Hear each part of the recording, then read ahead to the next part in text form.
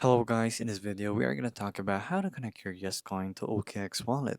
So the first thing is you have to open your Yescoin your D app in your Telegram, and then right here you're going to play it of course as usual, and then all you have to do is go to your My in the bottom right corner and connect your wallet.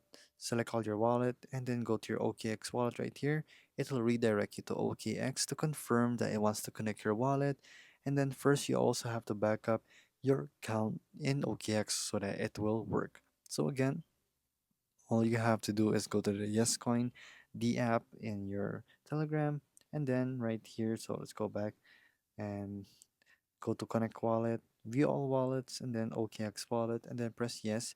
First you have to back up your wallet right here in your own OKX wallet so that it will be confirmed. Once you connect it, it's going to be successfully prompted, and then you'll return to Yescoin so that you'll be able to connect it both.